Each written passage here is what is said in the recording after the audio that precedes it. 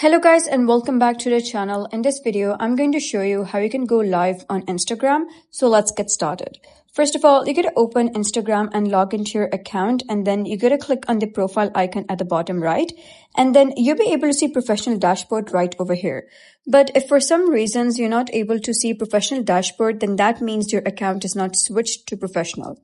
To do that, you're going to click on the three horizontal lines at the top right. You will be redirected to settings and activity. You're going to scroll down, and within for professional section, you'll be able to see account type and tools. Click on it, and then you're going to click on account type. Here, you'll be able to see switch account type.